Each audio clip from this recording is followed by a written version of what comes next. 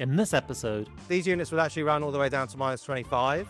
you've done a double take. That is Freddie Ljungberg. As all the fossil technology companies know, we'll wipe the floor with them. You don't need to think about, okay, now I need to tube my weather compensation curve. So we're definitely trying to attract homeowners directly. But having one critical point of failure, to me, is a worry. That's ridiculous. Ooh.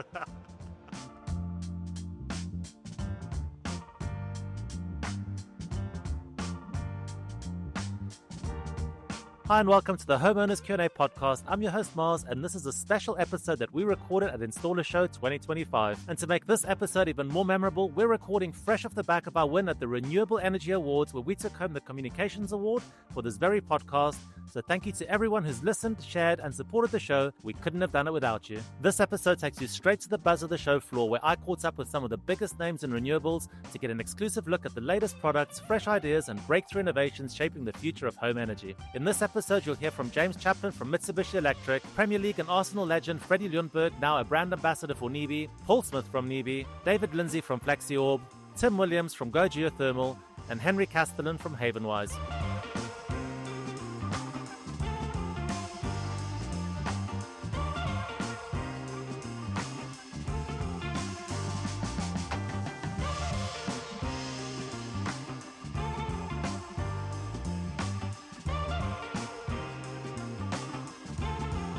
So we're joined by James from Mitsubishi Electric. This is the new R290. It is. What actually makes this heat pump really cool? We actually launched R290 last year in two sizes, 5 and a 6. Earlier in March, we launched the 8.5, 10 and the 12 at the Ideal Home Show. Okay. You know, R290 for us opens up a huge opportunity, I guess, for us to be able to improve the customer's journey when it comes to heat pump adoption. Yeah. What we've had for the past 15 years has been low temperature heat pumps, 55 degrees or less in terms of low temperature for out to the heating system. And that's created some barriers for early adopters who don't really want to see their house completely destroyed when they're thinking about renewable technology. So if the consumer chooses, the customer wants to, what this technology now offers is the ability for us to be able to potentially save a huge amount of capital costs when we install, but not have a huge detriment to the running costs. It's really going to open up a big opportunity for other people that have been on the fence, with those type of decisions. So the benefit of the R290 is the fact that it's able to generate more heat. Yeah. So if you do need certain rooms that maybe have to get up to 55 or 60 degree flow temperature, this gives you that ability without having to repump things, do crazy retro work. But that does come with a slightly additional running cost, correct? It does, yeah. So we never hide away from that.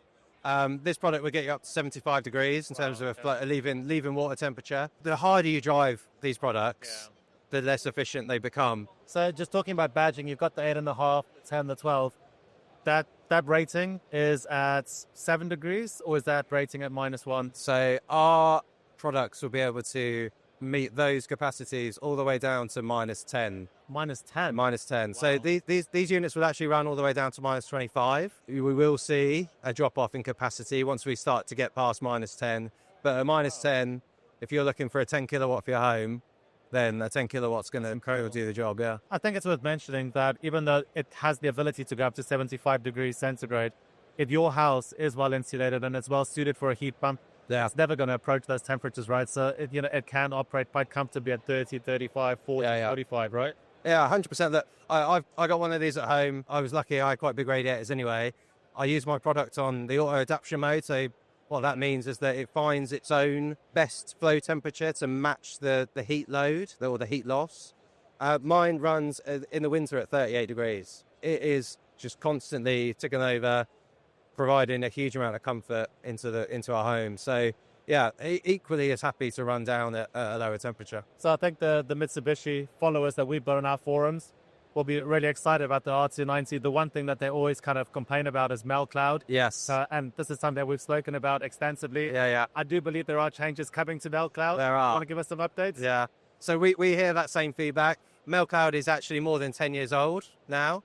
So originally when we launched Melcloud, it was really, I know it's going to sound silly to say it was really innovative at the time. Oh, I bet. So over 10 years ago, we were giving our customers the ability to be able to remotely access their products, control the product, monitor different metrics. So, 10 years ago, to be able to go on and see exactly what flow temperature your product was achieving, what the energy consumption estimation was, turn the thing on and off, change room temperature, all that sort of stuff. 10 years on, it's not where we would want it to be. So we are currently working towards a new user interface for Melcloud. We're actually creating a whole new app as well. So what is Melcloud currently is going to move to Melcloud Home. We're splitting Melcloud from its current form, which sits both across our commercial and our residential products, into two different distinct products, Melcloud Home and Melcloud Commercial. Melcloud Commercial has actually already been launched. Melcloud Home is slightly later. I can't be held to this, but we're hoping by October this year, okay, cool. we should be able to introduce the new Melcloud Home. Now, the first phase of that introduction will be for new users, with a migration strategy to follow soon after. So in terms of warranties, out of the box, what do you get with most of your units? And do you have the ability, depending on kind of the class of installer that you actually opt for, to get that extended? Yeah, so we work with a network of partners across the UK. Depending on who installs the product does affect the warranty. So if a installer was to come and purchase this product through, say, a wholesaler and install it, who isn't one of our partners, actually probably only going to get a year from us for that, because it's a completely unknown for us. We don't know how it's been installed. They've not been on any of our training. The first level of install partner for us gets 3 years. That goes up to 5 years, and then some even go up to 7. Well, James, it's been insightful and amazing. Thank you so much. Yeah, no problem. Thanks for all the insights and enjoy the rest of the show. Thanks, Mars. Cheers. Bye. Right. So if anybody's watching this and you can see a familiar face, you've done a double take. That is Freddie Ljungberg. He's brand ambassador for NIBE, and we're also joined by Paul Smith. So I'll start with you, Freddie. So earlier this year, you were obviously made brand ambassador for NIBE. Yeah.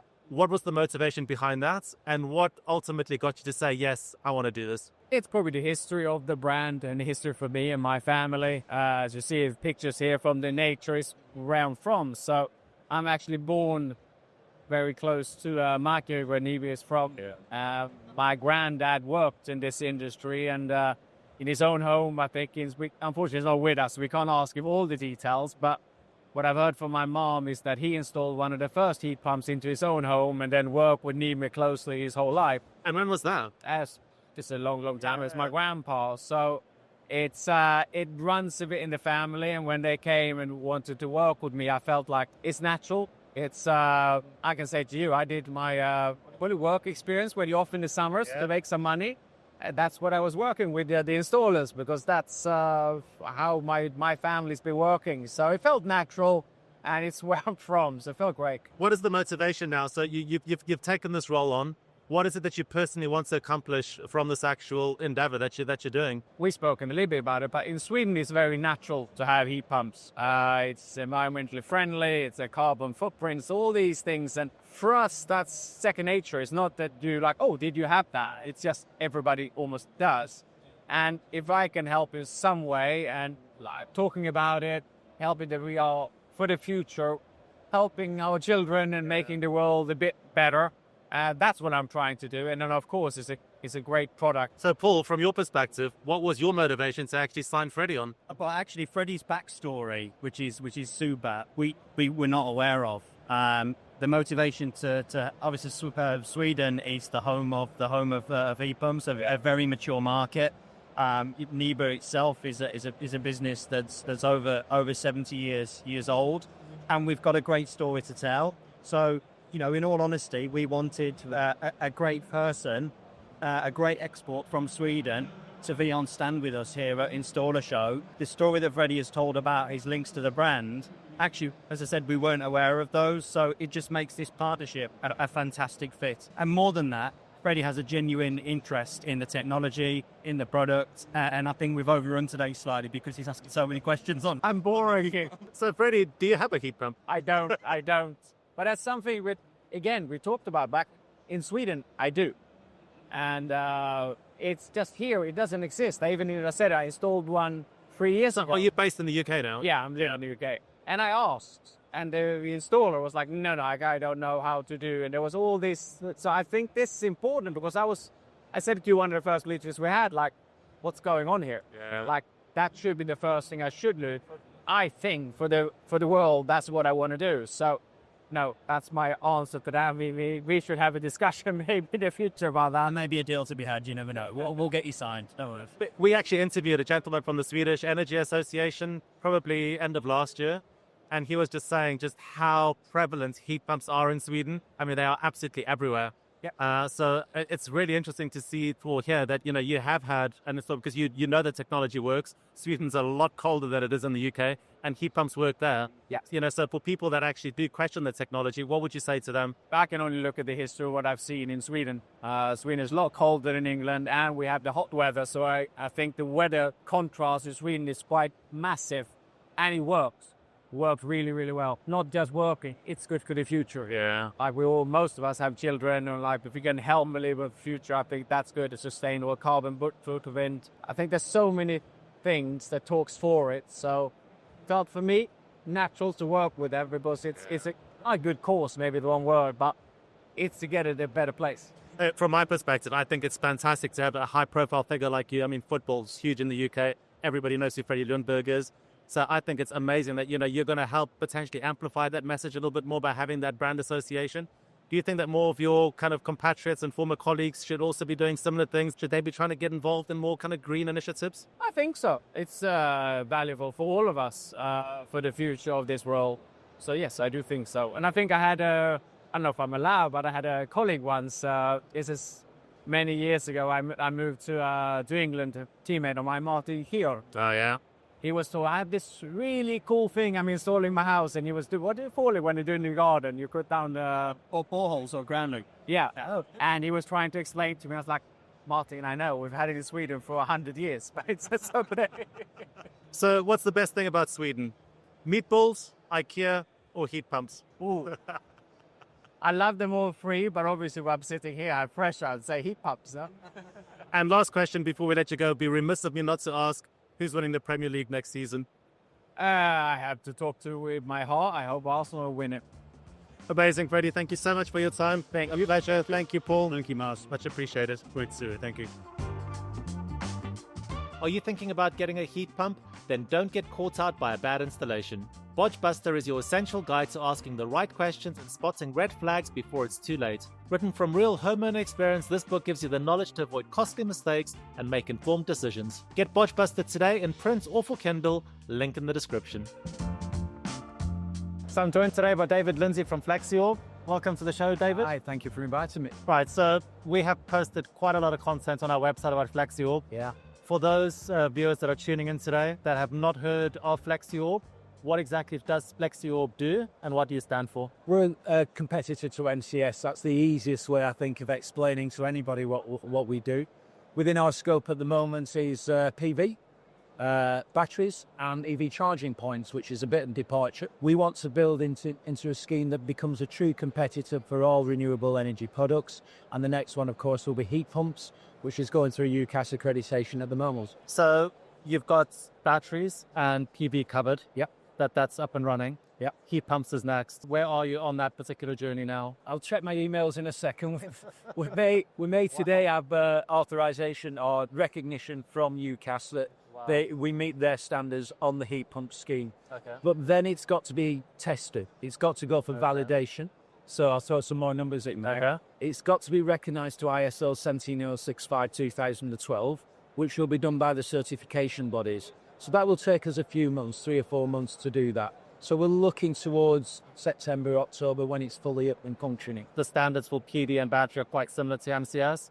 Yeah. Are you going to still be quite similar to MCS when it comes to heat pumps? Yeah. Or are you going to try and differentiate yourselves in some ways? With the electrical systems, PV, EV and EESS, there are some excellent IET codes of practice out there. We adopted those straight away, and NCS has since adopted them as well. And that's great because we're all on the same page, really. How we interpret them might be slightly different. How we put them into action might be slightly different. There's nothing out there for heat pumps. Any heat pump code of practice is either out of date, for the wrong country, or just not quite applicable. So we've had to write our own. And that's part of what UCAS are assessing at the moment. So we've been operating several working groups with lots of manufacturers, lots of software providers, some consumers, some other industry bodies to try and get something that is innovative and of its time. And we think we've done that, and UCAS will tell us very shortly. So are you gonna try and create a benchmark or some sort of quantifiable standard for that? Because I think, again, just speaking from a homeowner's perspective, I think the biggest problem that homeowners face when it comes to getting an installer is that people think, well, MCS is the gold standard because MCS are the gatekeeper to the funds. You just assume that you're getting the best possible installer because it's MCS. But MCS on their website say, well, how installers would adhere to the highest possible standards. Yeah, well, that's a throwaway comment. Yeah. It means nothing. So are you guys going to try and quantify a standard? We've been operating since 2018 as a beta scheme, a free scheme, 300 odd installers on it, so nothing like the scale of MCS, but it allowed us to develop what we're doing specifically with the end user. So what are the handover documents like, for example? What's that whole process like? What's the transparency around heat loss calculations and noise calculations? How does that work? How does the consumer understand that? Part of what we did was straight away 2018 is get consumer reviews, so Trustpilot style reviews. How's that whole experience for you? And then how can we work based on those reviews and with the installers to make your experience better? So we've been doing that for 5 or 6 years now already. So we've got a head start on what we're doing, you think? From my perspective, again, going back to the homeowner consumer angle, I think the biggest frustration that touch point for consumers with MCS at the moment is that if something has gone wrong with that installation, they have zero repulse. MCS make out like there are fantastic processes to follow, but when you actually do take all of those steps forward, you get bounced from either the certification bodies or the consumer codes or back to MCS, and you just get stuck in this vicious circle. And we've got people on the forums that have been stuck in the circle for 4 years, and that's probably 4 years and counting because there's still no resolution from my perspective. That is the most important thing. Is Flexi-Orb going to try and somehow address that complaints process? Yeah. And to give homeowners a genuine recourse or path towards recourse to get something rectified. To be fair to MCS, and what they're trying to do now is have one point of contact for a consumer making a complaint. That's not active as we speak. Not active as we speak, and they've not done it before, and it's not going to be regulated in the way that a lot of the trade bodies are currently regulated. So how it will look, we're not sure, and how much it will cost, we're not sure.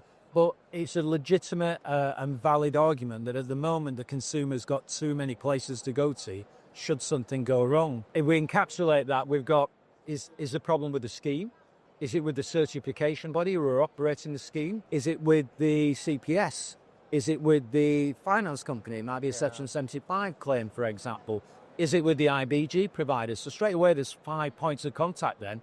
Poor customer doesn't know which one to go to and might fall through the cracks as well. So what we do is we appoint a relationship manager. So whoever it sits with, that consumer's got 1 point of contact with Flexi-Orb who will manage that complaint for them with whichever body it is. For me, the important thing is the complaints procedure's got to be regulated. Now, REC and HISE are regulated by this Trotted Trading Standards Institute.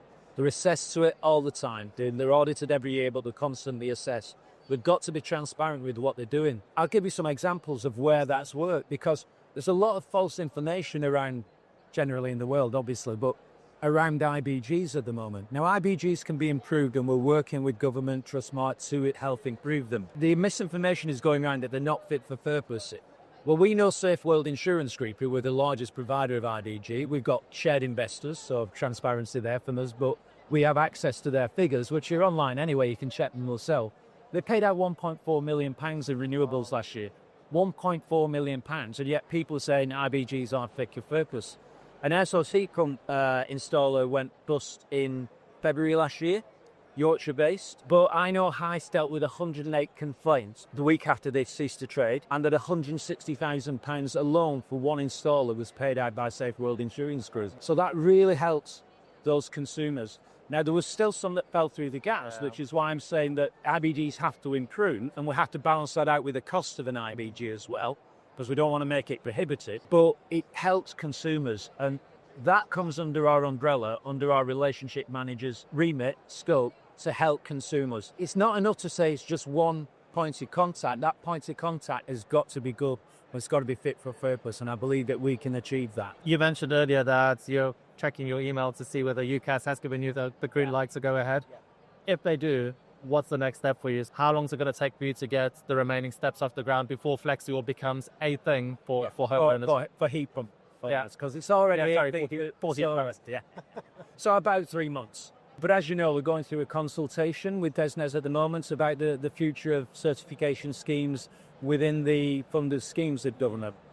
So we've got to wait for the outcome of that as well, because without the support of the buzz, then we haven't really got a scheme for consumers. We may have for house builders, for example, and other areas of the market, but to compete alongside MCS, we need to have the buzz scheme. Well, you would have a scheme, but it's just an unfair scheme because everybody's going to want the $7,500, right? So which is super, super unfair that something like that should be in place because, you know, I'm completely objective in this. You know, I've got no interest in this. I'm just an observer, you know, as a consumer looking into the industry. And I think it's incredibly unfair that the MCS has had all this time and they've really not done much to improve standards as far as I'm concerned. If DESNZ doesn't give the go-ahead for you to get the bus run, will you still go ahead with your scheme? Yeah, but we'll have to look at areas of the market that it can work in. So, for example, solar has no grant connected to it anymore, except in the export guarantee, where we do have equivalents there with DESNZ. So we don't need to compete in that market, but a lot of installers now are going down the whole house route, and I think that's a really good way of got. So that we're looking at installing solar, installing a heat pump, work fantastically with battery and heat pump, for example, so you can get cheap green electricity off the roof and put it into the heat pump when it needs it. An installer that is happy with Flexi-Orb on solar, but can get the buzz, isn't going to come across on solar. So we've lost them entirely if that's the case. So we're at a critical part in our development, and thank you for your words on that. I get why there's that argument I spoke about earlier, which is one point of contact, make it simple for the consumer. But if that one point of contact doesn't work, for whatever reason, it is a single point of failure in the whole of the green economy. So have a competitor. Have a competitor and say, the standards must be up here, the criteria must be up here for you to be on Eco, on Buzz, on Warm Homes. But at least there's two entities then competing against each other for the betterment of the whole industry. But having one critical point of failure, to me, it is a worry. That's ridiculous. MCS should want competition, yeah? It should, because otherwise you go into a bit of a stale area and you're not quite as reactive as you should be. So having competition there, and we want competition in our other schemes as well, having competition there is a good thing for all of us. Yeah. Well, all the best, David. Yeah, we need it. We need all the luck we try and get. I'm really hopeful that you get a positive email here at InstallerSHOW. That would just be so fitting, wouldn't it? It would. Then you guys can announce everything, and then by the end of the year, fingers crossed, we could have a second scheme in place. Let's hope so. Miles, good to Thank you, David. Thank you. So I'm joined by Tim from Go Geothermal. Tim, let's talk CTC heat pumps. Okay. So it's a brand that isn't very familiar to a lot of our followers on our forums. When I kind of look at the brands, it's the usual suspects, the Mitsubishis, the NIBEs. What exactly is CTC as a heat pump, and how does it differentiate itself from some of the other brands that are on the market? I think that's all fair comment, and I think what you've highlighted there is we're a very good, well-kept secret. So even though we're part of a huge organisation, which is ultimately owned by NIBE behind that organisation, so CTC AB is a group of companies, leading companies in Europe. We're one of those companies. We're very aware that we need to raise our brand presence in the UK, such as a show like this. Ideal time to do it. We're very different to a lot of the brands here today, not least because CTC, 100-year-old company. We've been in renewables nearly 25 years, so we're very much ahead of where other people started in terms of distribution. So in terms of the two companies combined, we offer a lot of things that other companies can't, all the things that come with time served as opposed to throwing money in front of something. We've learned, the long, hard way, which brings its advantages and challenges, obviously. You mentioned NIBE. So is this a white-labeled NIBE product? Oh, I'm glad you asked me that. Absolutely not. Absolutely not. To make it very simple, CTC and NIBE were competing companies in Sweden. Both very, very strong in Sweden, going back many years now. So ultimately NIBE Group bought what was Enertech at the time, who made their own heat pumps. CTC were a brand very strong in Sweden for a long time, 100 years. NIBE being a more outward exporting business ultimately grew much faster. CTC brand operates in many countries now autonomously as it does in the UK. We represent that brand and we're exclusive with that brand in the UK. And they co-own our business now, so we're very, very interlinked. But CTC is very much a different brand. Okay.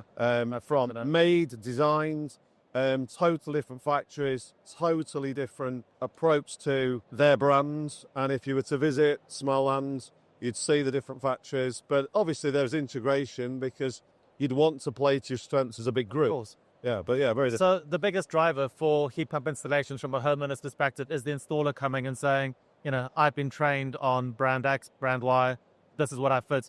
Do you guys have your own training kind of courses for installers before they fit the CTC heat pumps? Very interesting point. I think it's often misunderstood and unappreciated how much influence the installer has when they go to the homeowner. Now, very clear to make this a homeowner example because obviously we're selling to commercial space as well. But where homeowners are concerned, it very much is the installer has a huge influence. So to answer your question directly, we've always took a very much handy-old approach because we've got everything from extremely time-served installers who are very experienced, and it is just more a gentle nudging and nuance train right through to absolute beginners. And it's very different how you treat those installers, as you can imagine. From a homeowner perspective, we like to interact with those as well because we know that's the end customer. So we're very much about, you know, we've been around 100 years plus. There's a reason for that. We know that our best advert is our customer base. And because we believe in the technology and we want the homeowner to have a good journey because we know that's our best selling tool, it's a bit of a no-brainer that we have to embody both. So from a warranty perspective now, so a lot of the warranties are tied into installer training. This is a structure that a lot of brands do. So, you know, out of the box, if it's just fitted by Joe. Yeah. And we know why. Yeah. So you get 2 years. And if it's, you know, if they have finished the training, you know, to the highest degree, you get 7 years. How is your warranty structured? I thought about this and I think, well, the simplest way is the sort of starting point, if you like, is 7 years parts, 2 years labour. But effectively, most of our installs, if not all of them now domestically, are 7 and 7. It's a very, very good warranty. Yeah. So that's the belief we have in that product if it's installed correctly. It's pretty bulletproof. Essentially, it's going to last a lot longer than 7 years if it's maintained correctly and it's installed by someone who knows what they're doing. The reason I wouldn't say it's just 7 years is on projects where we've got volume and we want to entice them away, shall we say, from other Asian brands that may be more price competitive but may not offer the features, we will offer 10-year plus warranties in the certain circumstances.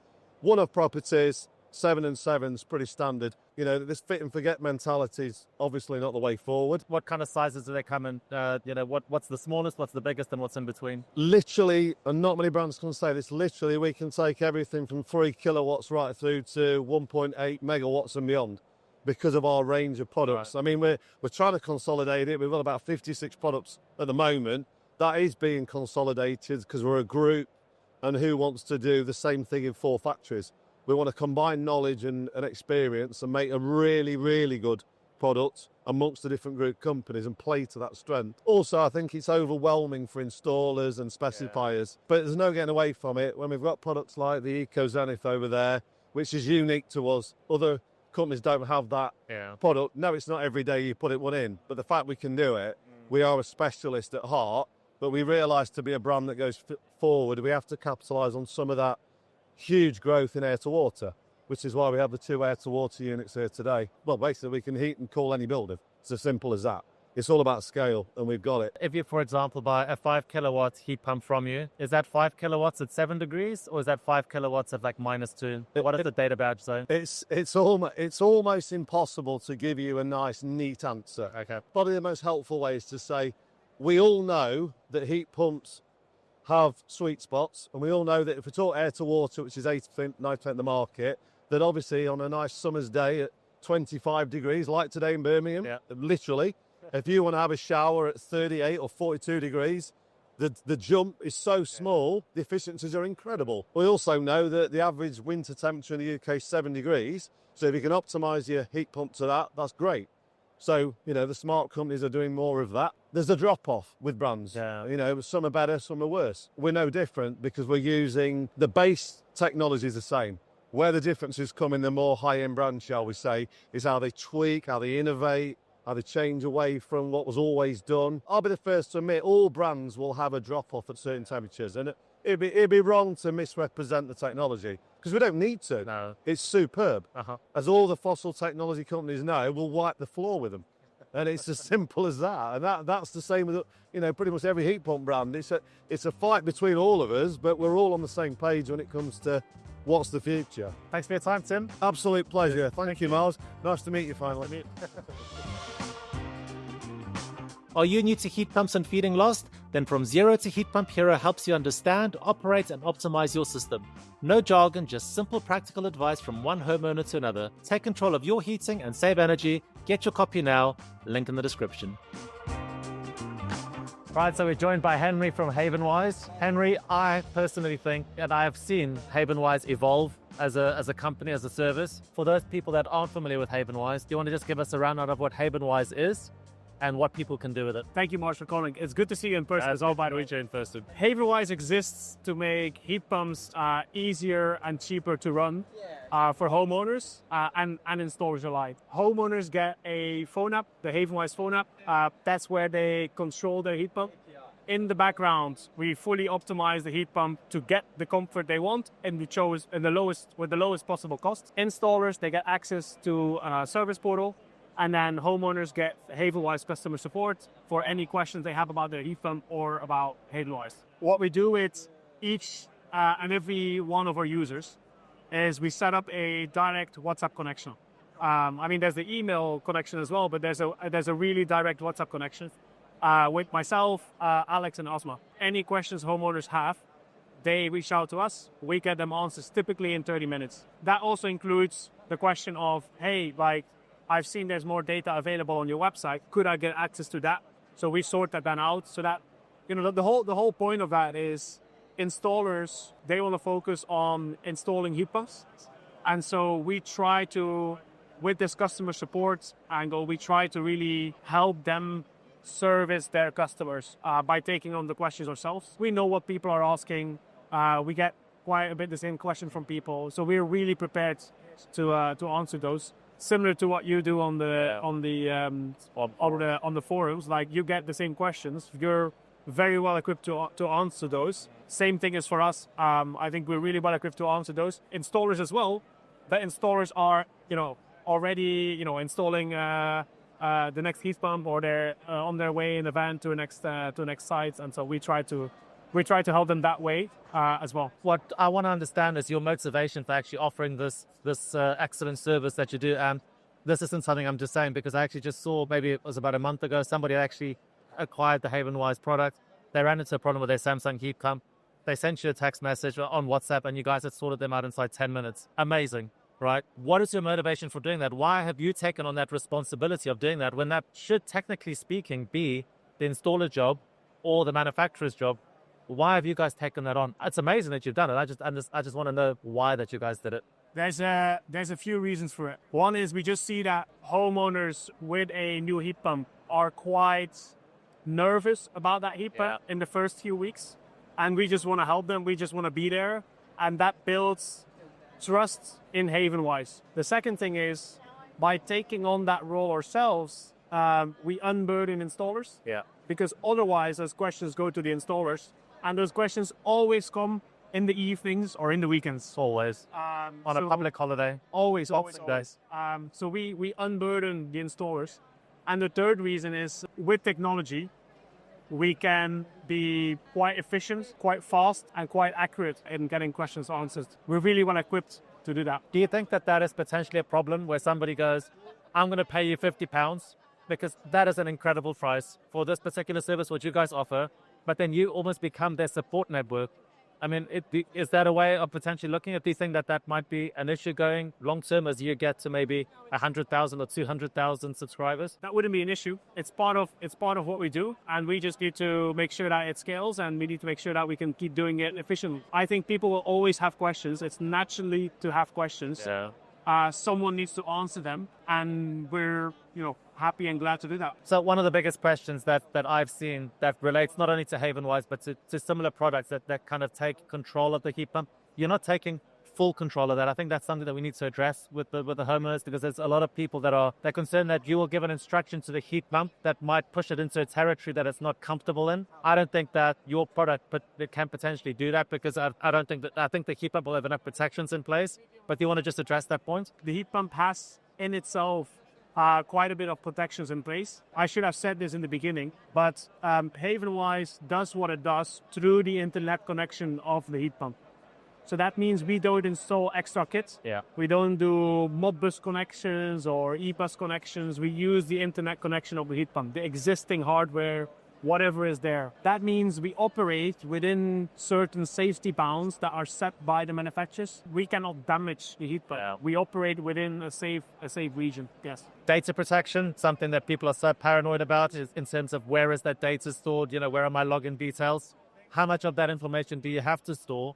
And is it ultimately secure? We don't store the login details, but it's like a handshake protocol Between your heat pump and us. Yes, that data isn't stored, if you will. It's a key that is unique to that heat pump, but it's not the login details of the person using Havenwise. The other thing is the data that we do collect from the heat pump is all stored and stays in the UK. So it's not going to the US, or it's not going to China or wherever. It all stays within in the UK. We use like good providers, good storage providers that are really big and very secure. Have you had a look at your customers? Is it predominantly people that are happy with their systems, that are so that had a pretty good install, which they're now just trying to get from being pretty good to very good? And what are you going to do if somebody comes, they've had an absolutely horrific installation, this thing's running at like a SCOP of 1.5 or 1.7. How are you going to try and optimize that? Or our customer comes from two different sources. You have the individual heat pump owner who just finds us or heard about us from a friend, or found us on the internet, or found us on the Renewable Heating Hub, and then they come to our website and they sign up. That can be a good system, that can be a bad system. Quite a good mix there. We have systems that come through installers. So installers install a heat pump and they deploy Havenwise on that heat pump by default. Those are typically good installations. Yeah. The installers working with Havenwise, it's like a self-selecting group. Wow. They work with Havenwise. They're interested in Havenwise. Is kind of already means that they are a good installer. Through the installers that we work with, the quality of the systems is typically really, really high. So it's like a self-selecting group. The direct people coming to us, it's a mix. We've had people that had pretty good systems, and what they like about Havenwise is how easy it is to use. But we have other customers who we've saved 50-60% on their energy bill because they had a really bad setup, and so for them the cost saving is more important. So some like the ease of use and the cost savings, because more the ease of use. Some like the cost savings. It's quite a mix. So you mentioned ease of use. What makes Havenwise easy to use? I think anyone who has a heat pump and has played with the manufacturer controls knows that they are difficult. They're not built for the consumer. There's a ton of technical detail, a ton of technical settings. It is a new way of heating, and it's just so much for an average homeowner. The Havenwise app is very different. So in the Havenwise app, you set your comfort schedules for water, for heating, and that's it. Havenwise then delivers that in the cheapest way. Wow. You don't need to think about, okay, now I need to tune my weather compensation curve, or what's my hysteresis. It is just set your comfort schedules. Don't worry about it. It will run as best as it can. We guarantee that. Just from the general feedback that we've got, people that we've spoken to that have got Havenwise have all been blown away that, you guys have done an amazing job, actually. And I'm not just saying that. So what is the next phase to try and elevate this product to become even better? One thing is compatibility with additional manufacturers. Of course, yeah. That's something we're actively working on. We're continuing to iterate on the app. So we have quite a few things which we want to do to make the onboarding easier and faster. And then we are also completely going to rethink the scheduling functionality to also give people advice on what a good schedule looks like or what a bad schedule looks like. If you set your schedule in a certain way, we kind of know whether that will cost you or not. And so that kind of feedback we want to give to people as well. And then there's some bigger product evolutions in the future that I want to keep under the wraps now. Yeah, that will be for a bit later in the year. Awesome, Henry. Thank you so much for your time. And we're really hoping that, Havenwise can continue to grow and that your product portfolio grows, because it is genuinely making heat pumps that you guys have partnered with actually run a lot better. Making heat pumps easier to use for homeowners, cheaper to run for homeowners, and much, much, much easier to commission and manage post-installation for installers. It's a game changer. It's a no-brainer. Yeah, it's a no-brainer. It's a game changer. We're going to continue to push hard. Awesome. Thanks, Henry. Thanks for your time. Cheers. Right, so I'm back with Paul from NIBE. Hello again. Yeah, thanks for coming on again. Right. So I got a press release today saying that NIBE have announced direct-to-consumer. I'm going to learn with the rest of the audience because I don't know anything about this. Okay. So do you want to tell us what direct-to-consumer is? Sure. So direct-to-consumer essentially means that the consumer themselves can liaise directly with the manufacturer, i.e. NIBE. Wow. Yeah, and there's a whole education piece there for homeowners. But what we are seeing in the rationale, which I'm sure you'll ask me, why are you doing this? Well, the reason that we're doing it is because we see a growing segment of the market from consumers who are looking for end-to-end solutions and that go on a digital journey to do so. And we're super conscious of the fact that installers are the lifeblood of what we do. And we actually think that by doing this, we'll capture that element of the market and it will allow us to pass more leads on to our trusted NIBE installers for technologies and for more complex installs that we won't be involved in. So we're definitely trying to attract homeowners directly. A typical case would be that the homeowner would go onto our website. They would type in their details. It would bring up their address and indicative heat loss for the property, and then we take it from there. So what we're trying to do is to make it the seamless and easy customer journey for the homeowner to be able to get that indicative quote, understand more about their property, understand more about what we're going to offer them in that end-to-end solution, and taking it from there. Now, we won't be able to cover all bases. We won't be installing ground source heat pumps or exhaust air heat pumps or even larger, more complex installs that our trained NIBE Pro installers generally use us for day in, day out, and come on that year in, year out. That's not our bag. What we are trying to do is to take the simple install, gain the inquiry from the homeowner, and ultimately whether it goes through us directly or through the NIBE Pro channel, then the installer keeps the sale. The reason that we've launched it now and announced it now, obviously it's an InstallerSHOW, right? So, it's a great opportunity for us to say to the installer market, and I'm not just talking about heat pump installers, I'm talking about the install market in general. How do you hold to work with NIBE? If you are not MCS registered and you want to go on that journey, we can help you do that. And from a support perspective, is there anything that's going to get extended through this particular program? We're already doing that. If I'm honest with you, NIBE has tens of thousands of heat pumps in circulation already. So we encounter conversations like that daily. What we've done in the past 12 months is we've reinforced our service partner network. So now we have 70 service partners throughout the UK. And as you will have seen, and again, another conversation that happened or was initiated this time last year, we've signed a strategic partnership with British Gas. They have 6,500 engineers that will be going on that journey themselves towards servicing heat pumps. So there's only so much we can do ourselves. But if there is a homeowner that requires support, it's now option number one when you call NIBE, and it goes straight through to our first line centre. And then we can guide the homeowner in whatever direction they want to go in. So you mentioned British Gas. So are they just doing the servicing portion of that, or is this also going to be an installation kind of component arm to that with British Gas Net Zero? Not at this moment in time. We will be attracting interest from installers or expressions of interests from installers as we go. As I said, today's news is very, very fresh. So we need to have the installers to install for us, and the journey, as you will, is being built in the background. As I mentioned, 40,000 NIBE heat pumps already in the market. Yeah. Lots of those out of warranty too. Lots of them in warranty. And we need support to be able to service the homeowners and to support our future growth aspirations. Well, Paul, thank you so much for explaining direct to consumer to us. All the best with this. Thank you. And enjoy the rest of the show. Thank you, Master. All the best. Thank you. If you've got any questions about heat pumps, then you need to join the Renewable Heating Hub forums. You can connect with other homeowners, share experiences, and get advice on heat pumps and renewables. Sign up today and be a part of the conversation. Link in the description.